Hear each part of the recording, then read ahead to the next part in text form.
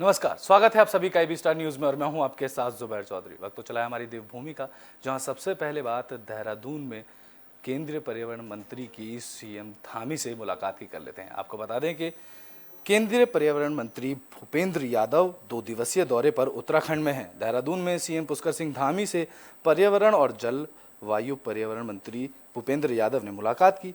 Meeting के दौरान दोनों ने उत्तराखंड में लगातार बढ़ रही वनाग्नि की घटनाओं के साथ साथ कई अहम मुद्दों को लेकर चर्चा की। साथ ही साथ सीएम धामी ने पर्यावरण मंत्रालय में राज्य से लंबित मामलों के संबंध में जानकारी देते हुए केंद्रीय मंत्री से इनके जल्दी से जल्दी निस्तारण का अनुरोध किया, जिस पर केंद्रीय मंत्री ने सीएम धामी को हर संभव सहयोग के साथ आश्वस्त किया। तो वहीं सीएम धामी ने केंद्रीय मंत्री से वन विभाग के NOC और क्लियरेंस से जुड़े केंद्रीय स्तर पर लंबित मामलों को अवगत कराया। भूपेंद्र यादव ने कहा कि केंद्रीय स्तर पर लंबित वन विभाग सभी मामलों को जल्द से जल्द समाधान किया जाएगा। इसी के साथ केंद्रीय मंत्री ने उत्तराखंड भ्रमण के दौरान FRI में वन और पर्यावरण से संबंधित अलग अलग मामलों में अधिकारियों के साथ मीटिंग भी की। केंद्रीय मंत्री ने कहा कि देवभूमि उत्तराखंड को वन और पर्यावरण के क्षेत्र में केंद्र सरकार की ओर से हर संभव मदद की जाएगी।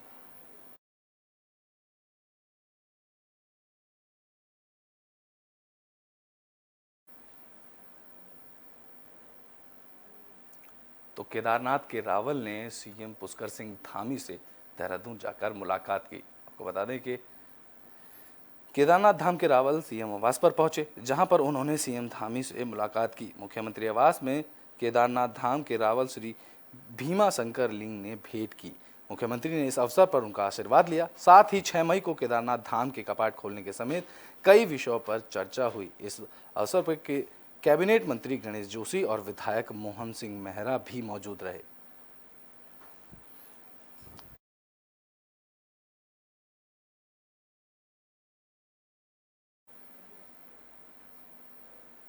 ब्रिटेन में बात अब देवप्रयाग की कर लेते हैं। दरअसल यहाँ दुबई गया एक युवक गायब हो गया, जिसकी खबर सोशल मीडिया पर जमकर वायरल की जा रही है। आपको बता दें कि टिहरी गढ़वाल के देवप्रयाग विधानसभा से एक नव युवक यशपाल के दुबई से गायब होने की खबर सोशल मीडिया पर तेजी से वायरल हो रही है। जानकारी के अनुसार मूल रूप से राज्य के टिहरी गढ़वाल जिले के हिंडोला खाल में अमाड़ी गांव के यशपाल 3 साल पहले नौकरी की तलाश में दुबई गए थे। बताया गया कि यहाँ वह होटल में नौकरी करते थे। 3 साल के बाद यशपाल 3 मई को होने वाली अपनी शादी के लिए अपने गांव वापस आ रहे थे। इसके लिए उन्होंने 26 अप्रैल को टिकट बुक किया, लेकिन दुबई एयरपोर्ट पहुंचे और उन्हें वहां रोक लिया गया, जिसके बाद यशपाल ने अगले 27 अप्रैल का टिकट कराया, लेकिन बीती रोज भी उनके साथ यही वाकया दोहराया गया। परिजनों के मुताबिक यशपाल का फ़ोन भी नहीं लग रहा है, जिसके बाद से बेटे की गांव में वापसी की राह देख रहे उनके बूढ़े माता पिता अब यशपाल की सलामती को लेकर चिंतित हैं। उन्होंने सरकार से इस मामले में मदद की गुहार लगाई है। यशपाल के परिजनों ने स्थानीय विधायक के खिलाफ भी आक्रोश व्यक्त किया है। उन्होंने कहा है कि बेटे की सकुशल वापसी के लिए उन्होंने विधायक से संपर्क किया, लेकिन विधायक ने उन्हें लिखित पत्र देने की बात कहते हुए टाल दिया और इसको लेकर अब ये मामला सोशल मीडिया पर वायरल किया जा रहा है।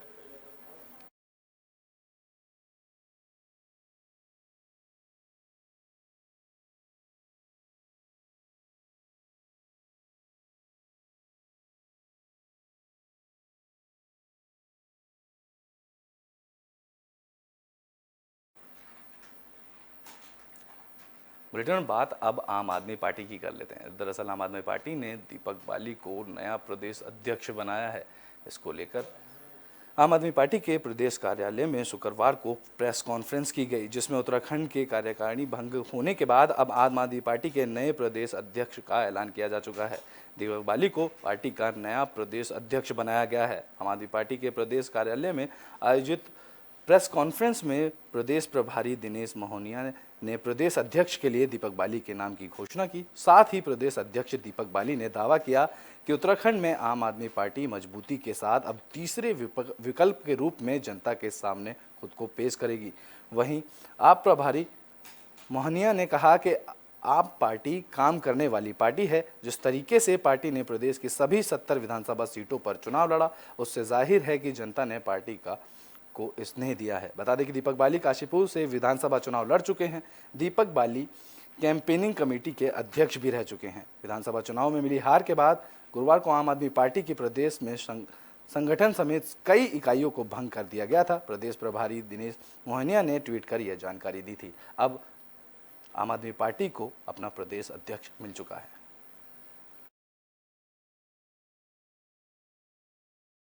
धन्यवाद और आभार और आम आदमी पार्टी के शीर्ष नेता माननीय अरविंद केजरीवाल जी, मुख्यमंत्री सिसोदिया जी और उत्तराखंड प्रभारी दिनेश मोहनिया जी का मैं धन्यवाद करता हूं कि उन्होंने उत्तराखंड प्रदेश का अध्यक्ष बनाने के लिए जो जिम्मेदारी मुझे दी है और मेरे पर विश्वास जताया है।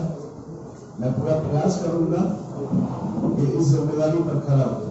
असफल सरकार पिछले 5 साल में भारतीय जनता पार्टी ने चलाई है, उसी का एक्सटेंशन है। जिस मुख्यमंत्री को इस प्रदेश की जनता ने नकार दिया, लेकिन भाजपा ने अपने नंबर के दम पर, अपने अहंकार में उस व्यक्ति को पुनः मुख्यमंत्री। बुलेटिन में बात अब हरिद्वार की कर लेते हैं। दरअसल यहाँ स्वास्थ्य विभाग की लापरवाही सामने आई, जहां RT-PCR मशीन धूल खा रही है। आपको बता दें कि हरिद्वार स्वास्थ्य विभाग की बड़ी लापरवाही देखने को मिली। हॉस्पिटल में करोड़ों की लागत से लगाई गई RT-PCR मशीन अब धूल खा रही है। जानकारी के मुताबिक मशीन टेक्नीशियन ना होने की वजह से बंद है और काफ़ी समय से ये बंद पड़ी है। वहीं दूसरी ओर 4 मई से 4 धाम यात्रा शुरू होने वाली है और कोरोना के बढ़ते मामलों को देखते हुए प्रशासन को भक्तों का RT-PCR टेस्ट भी कराना होगा, जिसके लिए सभी जाँचों को लैब में भेजना पड़ेगा। इस मामले में CMO डॉक्टर खगेंद्र कुमार सिंह का कहना है कि लैब टेक्नीशियन की कमी के चलते RT-PCR मशीन ऑपरेट नहीं हो पा रही है। कर्मचारियों की कमी से उच्च अधिकारियों को इसके मामले को लेकर अवगत कराया गया है।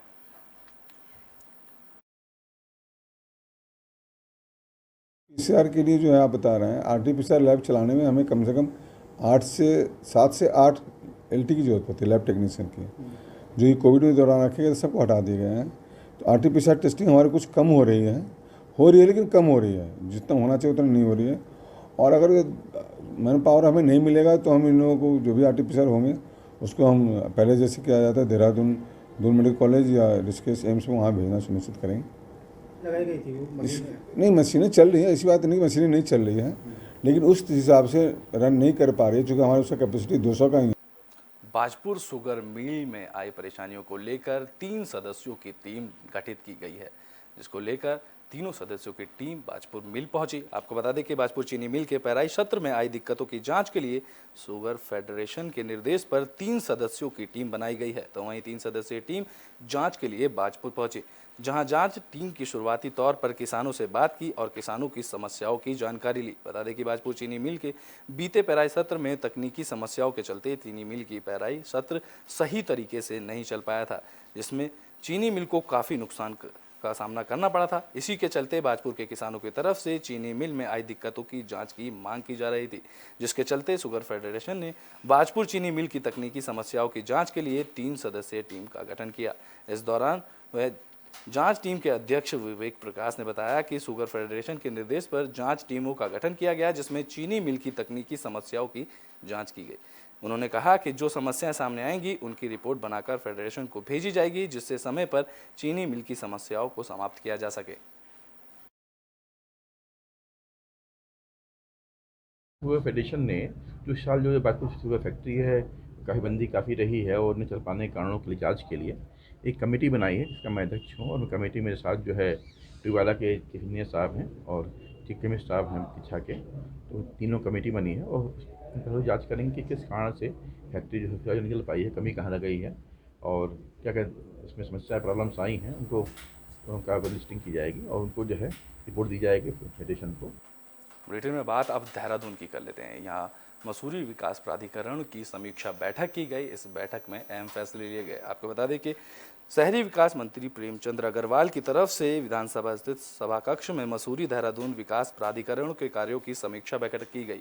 बैठक में मंत्री की तरफ से विकास प्राधिकरण की गतिविधियों के विचार से चर्चा करते हुए उन्होंने कहा कि समय पर नक्शा पास किया जाए। उन्होंने 15 दिन में अस्थायी और 30 दिन में व्यावसायिक नक्शा पास करने की अवधि पर कड़ाई से पालन करने के निर्देश दिए। उन्होंने कहा कि विभाग की तरफ से पास किए गए नक्शों की जानकारी वेबसाइट पर भी उपलब्ध कराई जाए। उन्होंने कहा कि अगर आर्किटेक्ट आपत्ति वाला नक्शा बार बार पेश करते हैं तो उनके विरुद्ध भी कार्रवाई की जाए और विकास प्राधिकरण की छवि जनता के बीच सहयोगपूर्ण बनाई जाए।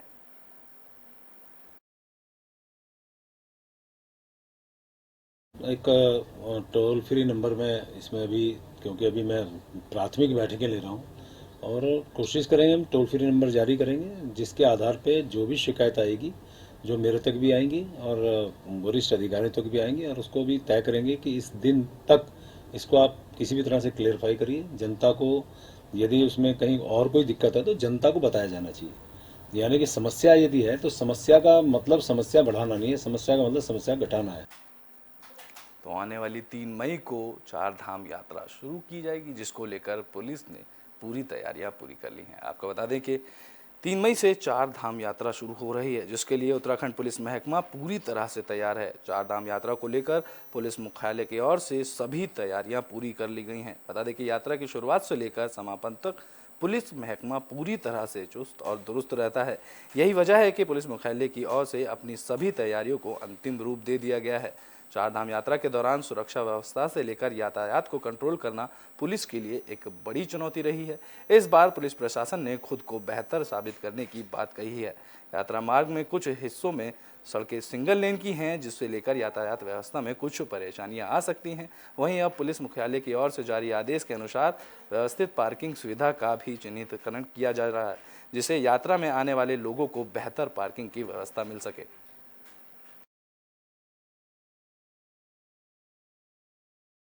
चैलेंजेस, सबसे पहला चैलेंज तो भीड़ का ही है, क्योंकि हमें ऐसे आभास लग रहा है कि काफ़ी भीड़ आने वाली है, और भीड़ प्रबंधन और फिर उसका ट्रैफिक प्रबंधन, यातायात प्रबंधन, ये सबसे बड़ा चैलेंज है।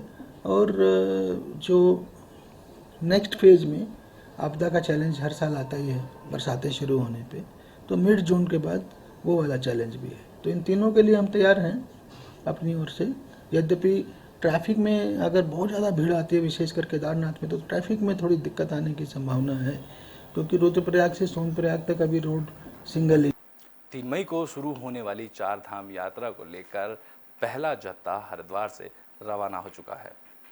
आपको बता दें कि 4 धाम यात्रा को लेकर प्रशासन की तरफ से तैयारियां पूरी कर ली गई हैं। वहीं धर्मनगरी हरिद्वार से 4 धाम यात्रा के लिए गुजरात से आए श्रद्धालुओं का पहला जत्था माया देवी के प्रयाग से रवाना हुए।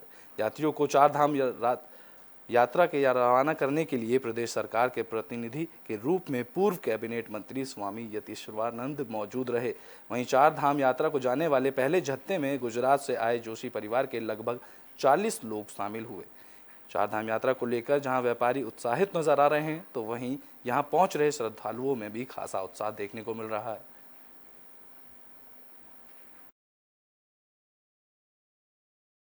हमारा माया देवी प्रांगण एक बहुत प्रसिद्ध धार्मिक स्थान है।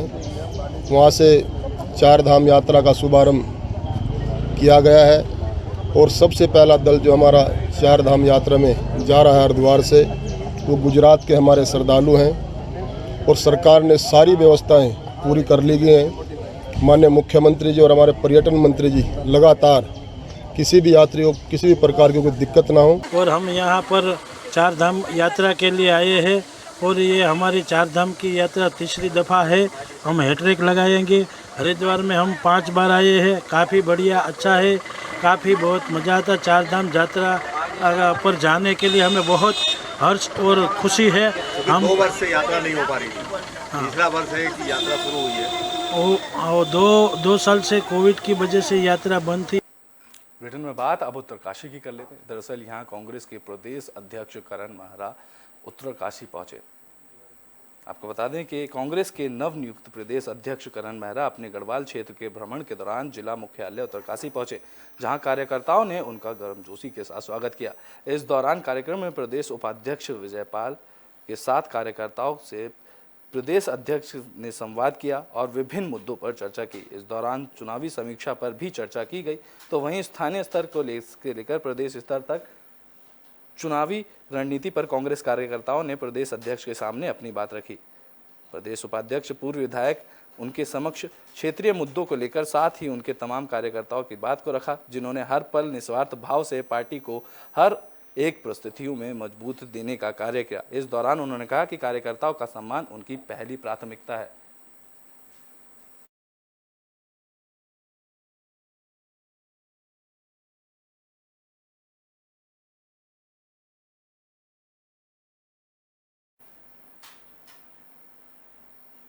बुलेटिन के आखिरी में बात बाजपुर की कर लेते हैं। दरअसल यहाँ तालाबों की सफाई के लिए नई पहल शुरुआत की गई, जिसमें जेसीबी से तालाबों की खुदाई की गई। आपको बता दें कि बाजपुर में तहसील प्रशासन की तरफ से तालाबों की सफाई को लेकर जेसीबी की मदद से खुदाई करवाई गई। इस दौरान उन्होंने तालाबों की खुदाई के बाद सौंदर्यीकरण जल्द कराए जाने की बात कही। बता दें कि जिलाधिकारी के निर्देश पर तालाबों को पुरानी स्थिति में लाने के लिए स्थानीय प्रशासन लगातार काम कर रहा है।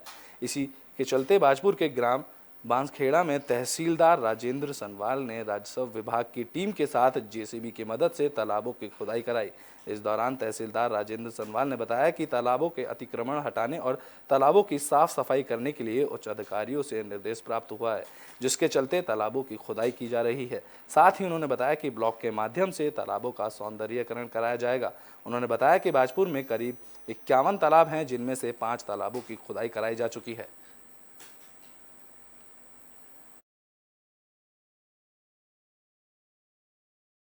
अधिकारी के निर्देश के क्रम में तालाब जो हमारे सरकारी अभिलेखों में दर्ज हैं, इनको अतिक्रमण मुक्त करा रहे हैं और इनकी खुदाई करवा रहे हैं और इसका फिर सौंदर्यीकरण विकास खंड के माध्यम से किया जाएगा।